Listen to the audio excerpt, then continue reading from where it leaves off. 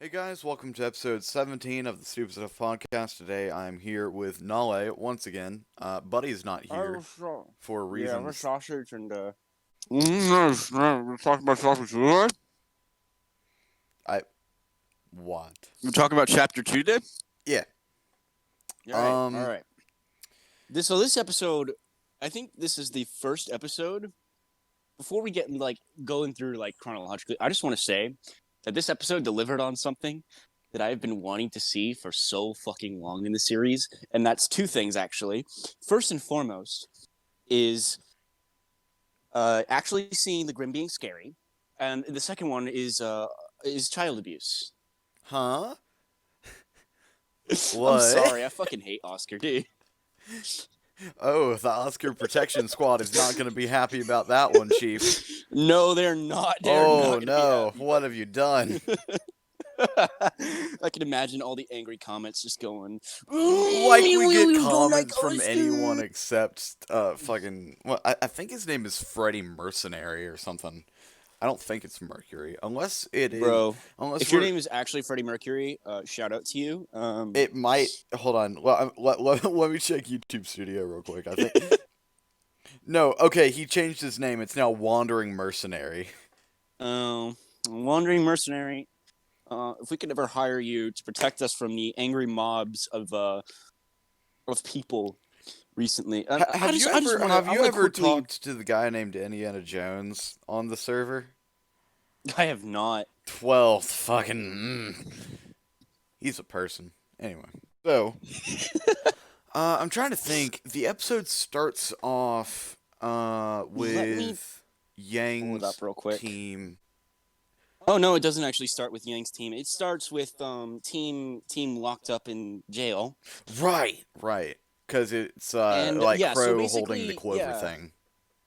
So Crow's looking at the thing, and we hear Robin in the background, Here, Rob, and she's. Rooster Teeth did a good old switcheroo. Got me real pissed off I honestly for a think minute. that I really liked this scene because while it's having Robin voice her things at Jacques Schnee, who's playing the trump card, we get to hear Robin Yeah, that's chewing my him bad. out. My mic It's is being almost kinda kind of like echoey. Crow's internal reflection of himself at the same time. Yeah. Yeah, it is really interesting. I really liked this scene, except for the fact that they're the only people in the jail. I mean, I So would this assume must that that's be- like maximum security because it's fucking hard like dust. You can't really get through that shit. Yeah, you can't get through that shit unless there's a power outage. Yeah, honestly, There's a power just outage. get some of for that. even a split What was smoke. that? The like lightning dust or whatever from like Volume 5 that Hazel used. Just get some of that shit. I feel like that's probably that. I feel like that would make sense for how they power stuff. Oh wait, and there was that scene with Nora in the trailer where she's going into like a generator room. So Yeah, let's not maybe get into they spoiler break out territory. Crow. I've already seen chapter 3. You haven't, so I have not seen chapter 3. Yeah. So heads up, I've seen chapter 3. So just everyone heads up. I do have knowledge of what happens. No angry comments, please. We will get to it. Yeah, that'll be next episode probably. Man, this podcast sure has just become Rwby. It probably will We used be. to talk and then about it'll- SCPs and fucking Percy Jackson and shit. Oh God, don't even get me started on the Percy Jackson movies. Oh, nah, we talked exclusively about the movies. That was episode 3. Episode 3 was the best of the first 3 episodes because, man, I feel like the only way to refer to them is the Dark Ages. That was Oh my God. Yeah, Craigbot is not as good as it makes itself out to be. Just use OBS. It's free. Just do it. Anyways, but yeah, this is actually an interesting scene because I have some beef with this scene. Shit. I don't know if you have some beef with this scene, but so Crow and after what's his bucket is taken away, they take Watts? Mustache McFuckMcGee away. Yeah. Yeah, they take him away. The guy who looks like he belongs in the front of a Pringles can. They take him away, McMustache McTits McGee there. They take him away, and then yeah, and then Jacques plays the victim card, kind of like Like Weiss father, in like Volume son. 1. I'm a Oh. victim. Yeah. Yeah. Sure, I gave him access to everything, but It's like, sure, I was duped, bruh. If you say the word I had duped no idea he was going to commit unironically, mass if murder. you say the word duped unironically, you deserve to be in a maximum security prison, bruh. What are you, 500? My Oh my lord. god. And then this is the part where I have beef with, because here's the thing. Crow and Robin decide they're going to go pull a big murder. Yes, I'm okay with this. I am not, because here's the thing. Crow's mad at Ironwood for Clover's death, Yes. but he's the one who teamed up with a mass murderer. Uh, Or at the very least, he did not help Clover detain Tyrion first before they had a fight. I think it was kind of an Like, enemy of my enemy kind of thing, you know? it was, but at the same time, you created an opportunity for Clover to die. Yeah. So I think Crow is. This is just honestly a really poor decision. I think this is just a poor decision of last volume that is manifesting now as bad writing. And I don't think this is bad writing this volume. Had Clover not been killed by Tyrion, but by Crow and by accident, I think it would have made for a much more interesting dynamic for then Crow to go after Ironwood, and Ironwood just to throw it in his face. Well, you're the one who fucking killed him, you bitch. Yeah, that I mean, yeah, that honestly would have been pretty cool. That would have been made more sense. It would have also made for a much more impactful death, because you get to see these guys, two men who've bonded over the weeks, and they've actually become genuine friends. But no, we're gonna have him team up with the mass murderer, and the mass murderer's gonna take Crow's blade and run it through his spine. And then Crow's gonna get arrested because that And then makes he gonna get sense. mad at Ironwood, who had nothing to do with this, by the way. Literally had nothing to do with this altercation other than the fact that he Well, called for Ro to be detained. yeah, so I mean, technically he did kind of start the whole thing cuz if Ironwood didn't didn't put up the wanted thing, Clover wouldn't have Well, tried actually, what to started this was Rwby arrest calling everyone. So what if why doesn't he's not gonna go murder his own niece, because she's the one who told them. wait, I told mean, come who? on. Remember the reason that Crow and everyone found out that they were being arrested was because Rwby decided to call it out. Why is he not mad at Robin, who let the situation get out of hand? That is a fair point. Like, he could be mad at anybody, but he chooses to be mad at James. James is just a scapegoat. James is not responsible for Clover's death. Crow is. Mm. Like, regardless of how the writers intended it for it to turn out, how the way it turned it out, it was Crow's fault. Sorry, buddy. Sorry. What's it called? Whatever the shit between Clover and Crow is. I love that shit, by the way. Hold on. Sorry. Wait. What's it called? Is it fair game? Yeah, it's fair game. I love the fair game shit, but unfortunately, Crow was in the wrong in this situation, and so is Robin. Both Robin and Crow were in the wrong in this situation.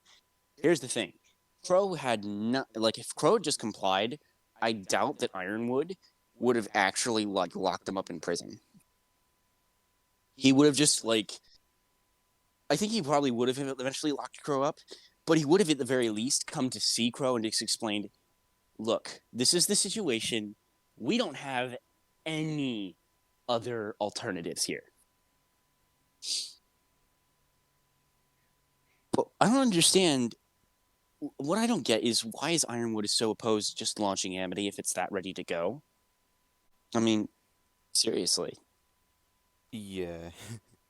What is the difference between Ironwood's plan And Ruby's plan, like, the only difference is that Ironwood doesn't want to take the time to launch Amity. Well, no, So Team Ruby's doing him a favor. But Ironwood was gonna he's abandon abandoning Mantle, the people though. of Mantle. Yeah. He's abandoning Mantle. Mm-hmm. But Team Ruby doesn't really get in the way of that. Because they decided, you know what, just fuck all of you. We're going to go ahead and take care of the people ourselves. They should just say, hey, you know what? Fine, whatever. Just launch Amity. We'll get the message out. No worries. You do you, man. Goodbye. You guys go ahead and have fun up there with that giant army of Grim. We're going to be down here saying, fuck this shit, we're out. Because that's basically Team Ruby's plan at this point. Launch Amity, protect the people. And hope to God that some dumb motherfucker decides, you know what? This seems like a good idea. Let's go help these people. Because at this point, everybody's screwed. It's just a matter of hoping that it's not going to hurt too much. But anyways, where are we? What's next?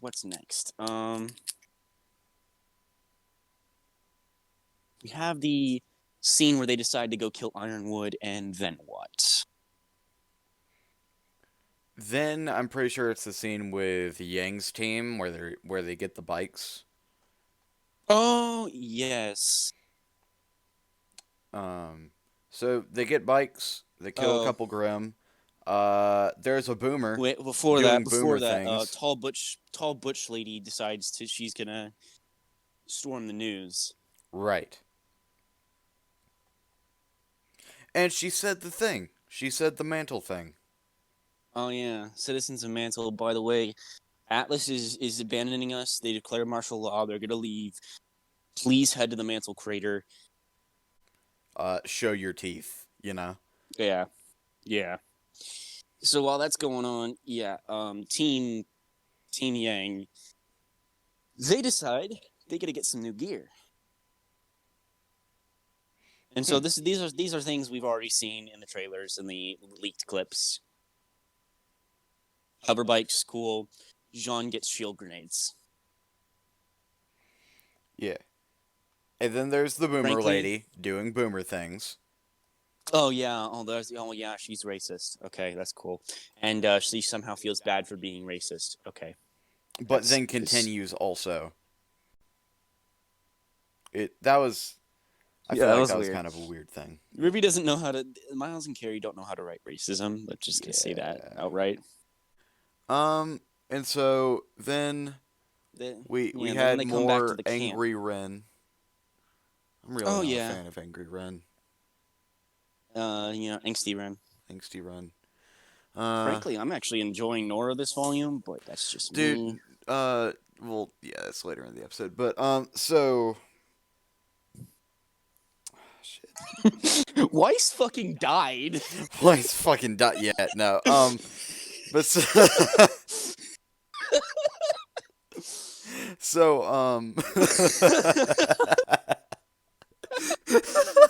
just somebody report Weiss. He fucking vented.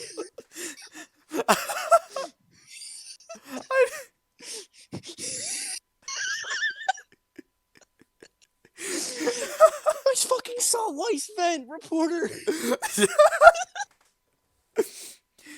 The little jump that Nora did, she was like, yeah. That was some straight up Volume 1 shit. I was a fan of that. I actually fucking love this. I swear to God, Team Rwby. They're so wholesome. They get all the wholesome moments this volume. Holy shit. I fucking love it. Like, for God's sake, it seems like Yang is getting all the angst. I mean, yeah. I mean, of course she's gonna have the angst. Like, that's her whole character now. You know, ever since Volume 4. Unfortunately, yeah. She's a depresso bean. So, but Weiss fucking died. They're gonna go ahead and they're gonna use the mail chute to suck themselves up to Atlas. That's a big brain move. Definitely a big brain move. Well, do you guys have any other ideas? We mail ourselves there. Fuck. Um, so while Oh. that's happening, Yang's Um, team, Oscar actually fucking died. no, but no, we're skipping past a bit. So Oh, are we? yeah, so while all that shit's happening, Yang's team finishes evacuating Sector 7, I believe. Some sector, which number they'll probably forget and retcon by the next episode. Yeah. So they did that, and then Yang got angry because the other team was mentioned. And then it's like a sector with some Grim in it was mentioned. Oh yeah, and they're gonna go clean out some more Yang Grim. was like, "Did you say east?" But she said it like it was a punchline for some reason. Did It's like, you say west? did you? Because like it was just the Well, way it's she Yang. said it. Everything's a punchline for her. She said the word east like it was a pun, but it was just the word east. I don't know. So they go east and they kill some more Oh Grim. wait, before we get there, hold on. We got to see more Best Girl. Sheep Girl, right. Fiona. She can she sucks things. I bet she would give really good cleaning of your house before anyone says anything. Yeah, dude, you can't just leave a pause like that after saying I bet she would give, bruh. She would give you a very good cleaning of your house. That's an amazing semblance, though. I wonder if she can only pull out like the last thing she absorbed, or she just knows, like Or it's like that what's shit in from there. what's that one lady from Fairy Tale? I haven't seen Fairy Tale, so unfortunately, you're gonna have to enlighten me I because don't the know, power of friendship is not strong enough to compel me to watch that series. yeah, honestly, I only got like 23 episodes in. And I got kind of bored. But there's this one lady that can go into like a pocket dimension, and it's basically a RPG inventory, or she has like armor and shit, and she can just kind of pick it, and it kind of automatically equips itself. Oh, I know who you're talking about. Yeah. Yeah. Yeah, So lady who gets naked whenever she changes costumes. yeah, cause fucking anime. Yeah. Anyways, the biggest thing here is that I have to wonder if what are the limitations on this? If her aura breaks, does she just lose everything in her inventory? I don't think she Or would can she lose it. I think she would lose access to it until Yeah, she gets her aura back. interesting. So the question is Because it's like a how can she pull semi-passive. Because it's like a Yeah. semi-passive thing. Because it has to store itself, but would it make sense for her to have to like hold it there? Frankly, that is the best ability to have because if you could just touch somebody's weapon, you could instantly disarm them. Like disarm them and then get it back in your hand and just fucking yeet that shit. Well, you don't even have. Here's the thing: if you don't even have to yeet it at them, like you just disarm them, you take away 90% of people's ability to fight. Yeah. Because huntsmen are extremely reliant on their weapons because a tuba that's also a gun is somehow an incredibly precise weapon that only the most only the most musically talented genius could somehow look at the tuba and go, how can I kill stuff with this? A cannon. just shove something into the tuba head and just blow. Just turn it into fuck, what's that gun we were talking about? It's The blunderbuss. Yeah, just turn that shit into a blunderbuss that fires cannonballs. Yeah. Except you have to blow manually. You have to blow hard enough to somehow generate as much some force Flint as the Coal shit. Yeah. But that is a really useful semblance, I have to say. So other than that, Team Yang goes to kill some Grim. And they do kill some Grim, and then some Grim runs up to them, and then they run away, and they're like, "What the away fuck? From something. I've never seen a Grim do that." And then, You Except know, we have. Except we have. we have. We When have We've seen Grimm them run run away away from in the forest. past? We've seen them from forest fires in Volume 1. I mean, yeah, but that's like yeah, but there wasn't fire this time. Like fire is There kind wasn't of an a thing. immediate danger. So up until this point, we've been seeing something in the background, and I'm certain somebody's gonna And there was stuff have like on pointed out in their on reaction. rooftops and stuff. Yeah, that was on rooftops. Because I So remember Arnold mentioned that in his reaction. Because I watched that yeah, I before haven't we seen it started yet. recording. I haven't seen that. I'll have to watch that after this. Yeah, But it's pretty good. next, we get to see one of the best beatdowns of the series. Also, Honestly, the best if all Grimm so far. Best Grimm so far, just for the fact that it's actually fucking scary. Yeah, it's like actually intimidating. So It's actually intimidating. This is what all Grimm should be. They shouldn't be fear pain. They shouldn't fear anything. They should be mindless, running at you. That's what makes them so scary. It's like they can have their entire arm ripped off and they'll still be clawing at you. That's what should make them fucking scary. This thing, which we found out in the end of the episode, was called the Hound. The Hound. This thing is fucking is a scary. fucking So it runs up like a saber claw, and it breaks Oscar's aura in like 3 hits, and then proceeds to transform itself into a fucking Beowulf looking thing, and picks him up. Seriously, this thing has no eyes though. Did you notice that? Yeah, and it has 2 mouths. It has a mouth on the top of its head. Yeah, it seems to me that this Grimm, its most distinctive feature is its ability to adapt.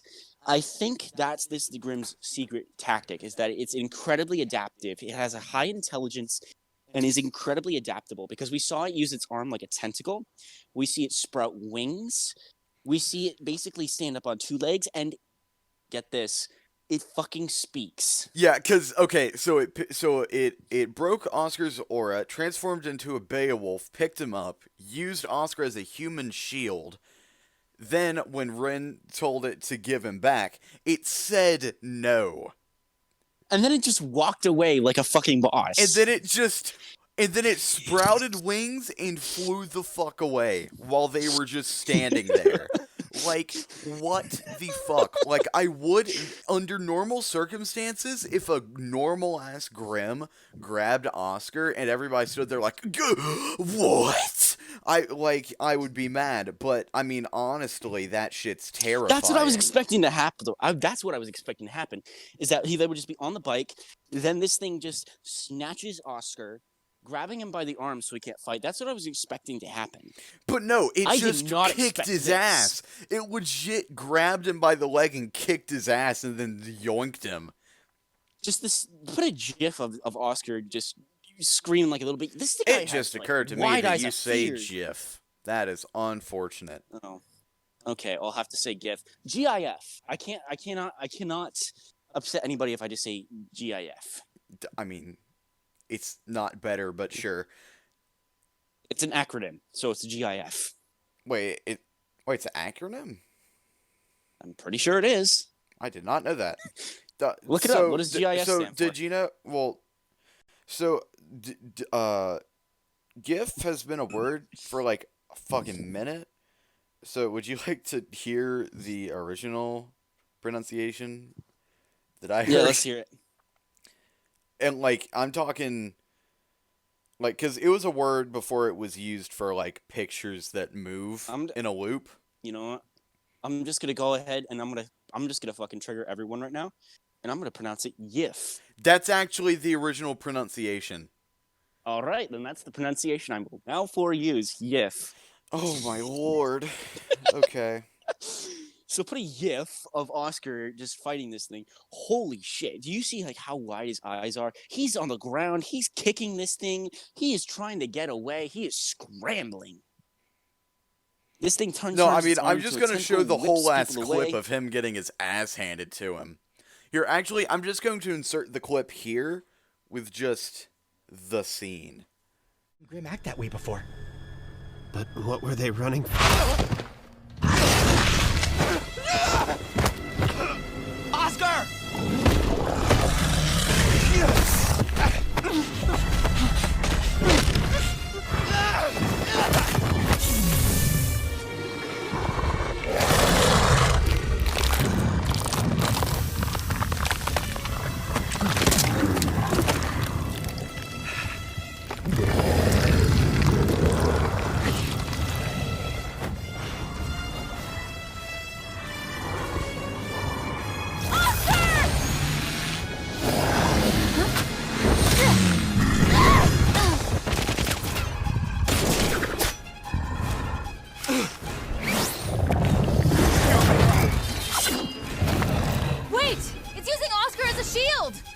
Grimm aren't that smart. Give him back!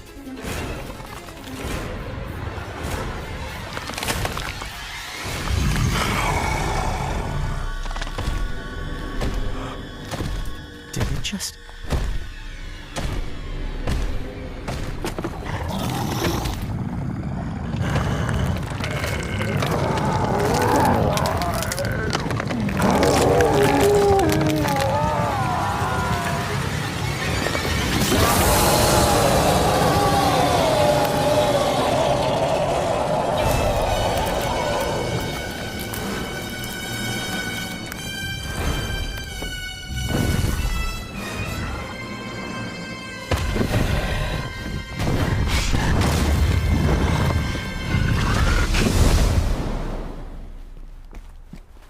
Kids, what's your status? West Side's taking damage. What do we do? Kids, what's your status? We've got an emergency. We're not gonna make it. What? What kind of emergency? You wouldn't believe me if I told you. Yes. There we go. The scene. So, Holy shit. so that this shit thing. happened. So frankly, this is what Grimm needs to be. Yes. Grimm like the apathy. Grimm like this. Fuck Also, your I'm giant pretty sure the Leviathan apathy Grimm. are going to show up this volume, because in the intro it has like their hands when it's the underwater thing. It could be. It could So be. I'm Or totally it could just down be. for that. It could just be Team Ruby and everybody just falling off of something. Yeah, no, but it showed like the apathy reaching up towards the surface of the water. It's possible. Oh, and we did see that in the book that Maria threw into the snow in volume 6. Yeah. It had the last volume said 8. Huh? The last volume that Maria read and tossed into the snow, and then there was a close up of, was 8. It was the 8th volume by Bartleby before he died. Is Maria going to die this volume? I bet Maria dies. To Little the small apathy. girl Maria. People are going to Honestly, get shook. Oh my god! I People don't are think gonna be people would mad. Care. We haven't seen Maria in a hot minute, dude. We haven't seen her do actually anything besides Since exist volume there and be 6. sassy since volume 6. Actually, we haven't seen her do anything since Sassy since ever. That's her entire reason for being there. There's not one scene that Maria's in where she isn't sassy. Yeah.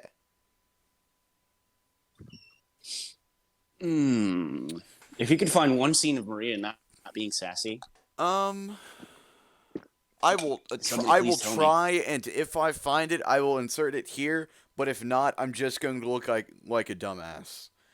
okay. So here we go. But yeah. So the Hound takes Oscar, and I'm pretty sure that's where the episode ends. It does. So I love this episode. It's so good. I love this episode, except for that one scene we talked about earlier with the Crow. boomer. Oh, with no, Crow, the boomer. right? The boomer I can get over. Yeah, because I mean they haven't yeah. really made. They have done nothing with racism in the show, so I honestly don't expect anything from that plot line. Yeah, I think she's just gonna be one of those characters that shows up occasionally and is annoying. Like the those two, like the anti-shopkeep. thirsty moms. Like We've seen the thirsty moms in the background. Yeah, one of the thirsty moms had a line, actually. Oh, But yeah, did she? yeah, the lady with Oh. the shovel. Oh yeah. Yeah, she gave we John know she's a gonna probably casserole. Yeah. But yeah, I feel like the boomer lady is going to be like the anti-shopkeep. She just shows up and is annoying. Oh my god. Yeah. Actually, I fear hold on. that. Hold on. Before we continue, I need to look something up real quick. Did the shopkeep survive the fall of Beacon? We haven't seen him since, but at the same time, we haven't seen a lot of characters since the Fall of Beacon, and we haven't been in Vale since then. So, Yeah, but I need to know this. as far as I know, he survived. Because he's running an entire, He's running. Ponzi scam. He's running the kingdom, dude. He's secretly Salem. Salem. They beat Salem. She's on the ground. They fucking unmask her like a Scooby-Doo film. Old man shopkeep. Oh my god. Oh. I wouldn't be mad. I would be okay with that. Honestly, I would too. Like, it would be so terrible, and the show would forever go down in infamy. But I would actually be fine with that. It's so bad. Yeah, I really like this. The only scene in this entire episode I didn't like was the opening scene. And usually there's always at least one scene in every episode in every new volume for the past 3 years that has basically been getting under my skin a little bit. And Volume 6 wasn't that bad. Like, the first 3 episodes of Volume 6... I would say the first fine 2 with. acts of Volume 6 were good. Yeah, they were, like, Act I 3, liked... they fucked it. They killed it. It was bad. Yeah, like Cordovan. Say whatever you will about Yes. Adam. Cordovan is enough to bring that entire arc down. Yeah. Honestly, I wasn't overall they should have handled Adam better, but They should have handled but the the entire way White that Fang but the Faunus way plot that they better, handled but- Adam in Volume 6 was consistent with how he was in Volume 5. So I'm not entirely mad at that. Like, at least Yeah, they no, were I'm not entirely like, bad at that. I'm It's not like my fault I'm he's a fucking dumbass for I'm not using okay his with gun when his orb consistent was broken. bullshit. But like, here's my thing. I'm okay with consistent bullshit. I'm not okay with bullshit that changes every 3 minutes. Or bullshit where your frame rate drops to like 2 per second. When That- you decide to pull out your giant drill. You know that scene. You know that scene. What scene I'm talking about? Where she lunges at the Godzilla thing, and it's supposed to redeem her, but she's still a bitch. Yeah, you know She that just scene. wanted some fucking cashews, man. You don't gotta be like that to Maria. If she just if for some reason, why didn't Crow just show his license? Hey, I need to go there for official businesses. These are my squires. Because he was I'm busy taking being Weichny. drunk and sad. Why didn't Weiss just say, "Hey, this is my hunts. This is Crow Bronwyn. He's a huntsman, and he's been tasked with taking me and my teammates back to Atlas." You already All know we need is Cordovan would be like, transportation. I need some proof. For No, what? no. Dude, He I walks feel up, he's like, she'd be dumb enough that... No, he just walks up, he's like, I'm bringing these kids on an educational field trip. Cordovan, where from? Crow, Texas? Just... Oi, you two! The grounds are currently closed. Oh man, that totally sucks. And we came all the way out here with these foreign exchange students on a field trip through England. Where from? Texas? Texas. Have you seen, what's it called? Hellsing SpongeBob? Ultimate Abridged? No. Oh. I've seen bits and Oh. bobs, but I haven't seen all of it. So, by the way, I would just like to point this out because we were talking about it. The shopkeep is confirmed alive. His status is active, which means despite the fall, he's still running his businesses. That's You know, insane. you know what would be the best ever? If Rooster Teeth, I kind of just didn't even wait for you to answer.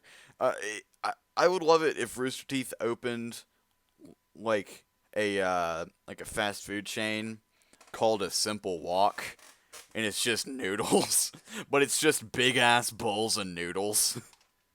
Actually, ironically, on my way to the big Rooster Teeth convention, RTX, before this was pre-Volume 5. Basically, what ended up happening was in the airport there was a place called Walk and Roll.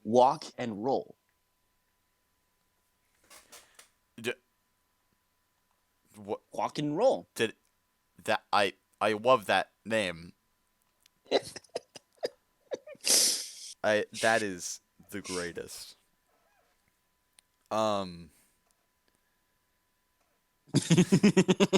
Apparently he has a voice actor. Right, Just take my lien and leave. because he makes old man noises. It's Patrick. Oh shit. And he has one line Wait, he had a line? He said words? in episode 1. Yeah. No, he said. Just take my lien and leave. Episode 1, just take my lien and leave. Right, he did have one line. Yeah. You really need to rewatch Volume 1, and then we can go ahead and Dude, talk about I'm how bad Volume 1 sorry. is. And we can talk about what? We can talk about how bad Volume 1 is. Yeah, it's like, it's good for nostalgic value, but that's about it. And then you go back and look at all the retcons they have from Volume 1. Dude, since then, Volume 2 and it's was just like, so oh my good, God. though. They nailed that shit. I know everyone says they like to say that they retconned Volume 2, but Volume 2 is honestly one of the strongest early volumes. Yeah, it's like, I mean, I would have to say, It's pretty solid. even now, it's a solid, like, I would say it's probably in my top 3. It's a solid B. It's pretty good, and that's saying something with Rwby. I would give it like a 4. Like 4 out of 5. That's fair. That's a B. It's an 80, yeah. But yeah, not only had to go, but that was episode 17 of the Super Stuff podcast. I hope you all did enjoy, and if you did, make sure to like and subscribe. All that good shit. And yeah. I hope to continue seeing you in the comments, wandering mercenary.